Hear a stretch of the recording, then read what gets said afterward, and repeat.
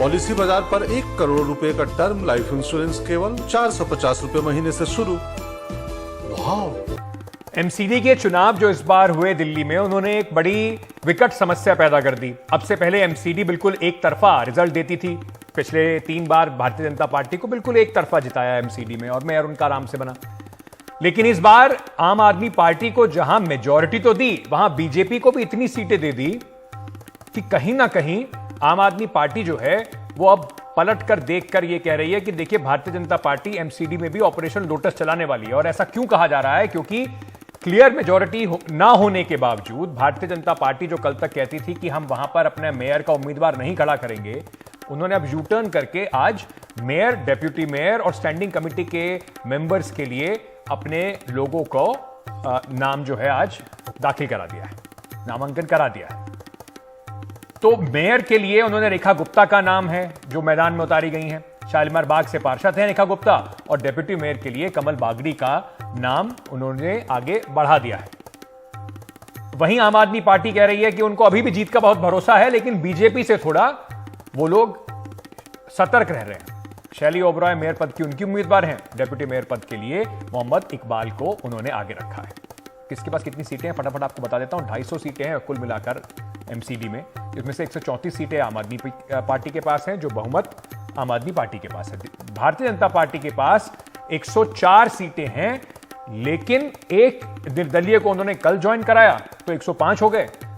और पेच कहां फंसता है? पेच यहां फंसता है कि एमसीडी में जो वोटिंग होती है मेयर पद के लिए, एक तो वो सीक्रेट बैलेट होता है, किसी को पता नहीं चलेगा कौन किसको वोट देकर आया, और दूसरा दल बदल कानून यहां पर लागू नहीं होता है, तो व्हिप नहीं हो सकता, किसी पे कार्रवाई नहीं हो सकती। तो क्या यही डर है आम आदमी पार्टी को? और कहां से बीजेपी लाएगी नंबर्स अगर उन्होंने अपने उम्मीदवार खड़े करे हैं? क्या ऑपरेशन लोटस दिल्ली में हो रहा है एमसीडी में? इस पर बात करने के लिए परमिंदर सिंह सेठी राजनीतिक विश्लेषक हमारे साथ हैं। हमारे साथ आरती मेहरा जी भी जुड़ेंगी, उनके पास चलेंगे। लेकिन सेठी साहब, क्योंकि आप आम आदमी पार्टी की तरफ थोड़ा झुकाव रखते हैं, तो आम आदमी पार्टी को क्यों लग रहा है ऑपरेशन लोटस है? मेजॉरिटी आपके पास है। अरविंद केजरीवाल बार बार आके कहते हैं कट्टर ईमानदार पार्षद हमारे आए हैं, कोई बिकेगा नहीं, तो फिर डर काहेगा? नहीं, देखिए, जो आम आदमी पार्टी है पूर्ण बहुमत के साथ एमसीडी में आई है, और जो बहुमत के साथ आता है ऑब्वियसली उसका ही मेयर या सीएम बनता है अगर विधानसभा में हो। लेकिन भारतीय जनता पार्टी ने कहा था हमारे पास नंबर नहीं है, हम चुनाव नहीं लड़ेंगे। पहले उन्होंने किसी इंडिपेंडेंट को खड़ा करने का प्रयास करा, लेकिन अब उन्होंने अपना कैंडिडेट खड़ा करा। अपना कैंडिडेट खड़ा करने का मतलब यही है कि वहां पे उनकी कोई साठ गांठ के ऊपर साजिश चल रही है। जिस प्रकार उन्होंने पहले ऑपरेशन लोटस चलाकर कई सारे प्रदेशों के अंदर, चाहे पैसे की ताकत से, चाहे सीबीआई की ताकत से, चाहे ईडी की ताकत से, चाहे इनकम टैक्स की ताकत से, लोगों को, अपने वहां की सरकारों को गिराया। डेमोक्रेसी की हत्या करने के लिए तो ये और भी अच्छा है ना। आपकी पार्टी और संयोजक कहते हैं कि देखिए, हमारा कोई आदमी कहीं नहीं बिकेगा, बीजेपी कितना ही जोर लगा ले। तो अगर आपके 134 में से 134 बने रहते हैं आपके साथ, तो आपके लिए तो अच्छा ही है। आप एक बार बीजेपी फिर से कह सकेंगे देखिए हमने बीजेपी को हरा दिया, मेयर पद पे उन्हें बनने नहीं दिया। आम आदमी पार्टी इतनी परेशान क्यों है?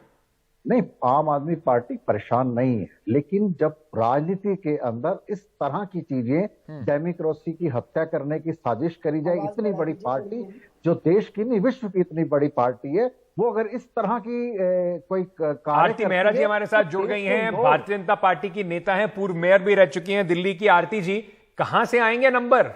104 पर आप खड़े हैं, एक इंडिपेंडेंट लेके 105। तो अब ये यू टर्न क्या हुआ है? क्यों ना मान लिया जाए कि कुछ खुराफात कर रही है भारतीय जनता पार्टी? अंकित जी, बहुत सालों से आप कवर कर रहे हैं और आप जानते हैं, जब भारतीय जनता पार्टी 2/3 से भी, अभी तो हम क्लोज हैं, आम आदमी पार्टी और हम में नंबर्स कम है, लेकिन जब गैप बहुत ज्यादा होता था तब भी चुनावों में हमेशा फॉर्मली एक फॉर्मल चुनाव होते थे, लड़ा जरूर जाता। मैं भी 2 बार दिल्ली की महापौर रही हूँ और यूनिफाइड कॉर्पोरेशन की रही हूँ, और दोनों बार ऑपोजिशन बहुत कम नंबर के बावजूद भी जरूर कॉन्टेस्ट करती थी। कॉन्टेस्ट करना एक प्रथा है, एक परंपरा है, ये जो की जाती है। ये लोग बहुत रेस्टलेस हो रहे हैं। आम आदमी पार्टी की हलचल और दिलों की धड़कन बढ़ी हुई है। उसका कारण है कि इनके घर के अंदर बगावत हो चुकी है। इनके 2 मेयर ने और 2 डिप्टी मेयर्स ने जो है वो अपना पर्चा भर दिया है। ये उसे कहते हैं कि ये हमारा कवरिंग कैंडिडेट है। ऐसा नहीं होता, इसमें कोई कवरिंग कैंडिडेट होता ही नहीं है। सीधा का सीधा जो सेक्रेटरी है उसके पास पेपर भेजे जाते हैं, वो चेक करते हैं। मैं 2 बार रही हूँ, पूरी जिम्मेदारी से। आरती जी, ऐसा तो नहीं है कि आपको भी एक बार फिर से जो हम अक्सर सुनते आए हैं कि भारतीय जनता पार्टी उम्मीद कर रही है कि कहीं लोगों की अंतरात्मा की आवाज सडनली ना जाग जाए? वो बीजेपी बड़ा माहिर है अंतरात्मा की आवाज जगाने में लोगों की। भैया देखिए, ऐसा है कि इन्हें साठगांठ लग रही है तो ये अपने लोगों को संभाल के रखें। जिन लोगों को अभी जिता के लाए हैं, इनके तो 230 आने थे, 134 आए हैं। अगर इनको घबराहट है तो संभाले तो ये अपने लोगों को। दूसरी बात, हम किसी तरह से आउट ऑफ द वे जाके हम ना कुछ कर रहे हैं ना हम कुछ करना चाहते हैं। सेठी जी सुन लिया आपने, आरती जी कह रही है हम आउट ऑफ द वे नहीं जाएंगे, हमारा कोई मतलब नहीं है। आम आदमी पार्टी में हलचल इसलिए है क्योंकि शायद आपके खुद के लोग जो हैं, जो आपकी पार्टी के लोग हैं, जो लोग जीत कर आए हैं आपके काउंसलर, उन्हें आप पे भरोसा नहीं है, इसलिए थोड़ी परेशानी होगी आपको। हम कुछ नहीं कर रहे। लेकिन अंकित जी, मैं तो ये कहती हूँ कि आम आदमी का कैंडिडेट जो जीता हुआ काउंसलर है वो आम आदमी के लिए समर्पित है। वो अपनी पार्टी के लिए समर्पित है, ना बिकाऊ है, ना किसी प्रकार से अपनी पार्टी के साथ गद्दारी करने वाला। लेकिन मैं आपको एक बात याद दिला देना चाहता हूं, चुनावों के जब रिजल्ट आए थे तब इनके जो दिल्ली के अध्यक्ष अवधेश गुप्ता जी ने ये कहा था कि हमारी मेजोरिटी तो नहीं आई है, लेकिन मेयर हमारा बनेगा, मेयर हमारा बनेगा, लोगों की आत्मा जागेगी। तो ये इस तरह की जो प्रैक्टिस करते हैं लोगों को आरती जी, यही इन्हीं कारणों से डरे हुए हैं वो आपसे। नहीं हम देखिए, अगर आप रिश्वत देना अपनी बात पूरी करने भारतीय जनता पार्टी की नहीं सुन लीजिए, अगर आप बोलने तो दीजिए सर। सेठी साहब एक मिनट उनकी बात पूरी होने दीजिए। सेठी साहब एक मिनट उनकी बात पूरी होने दीजिए जी। मैं ये कहना चाह रही हूँ अंकित जी, हम कुछ भी सांठगांठ में तैयार नहीं है, क्योंकि अब समय आया है कि 5 साल ये दिल्ली वालों को ये करके बताए कि ये कूड़े के ढेर जो पिछले 45 साल से है, जिसे हमने तो 40-40 फीट कम किया, 1-2 बड़े हमने बहुत बड़े बड़े पार्क भी बना दिए, जो पानी पार्क का एक एग्जाम्पल है।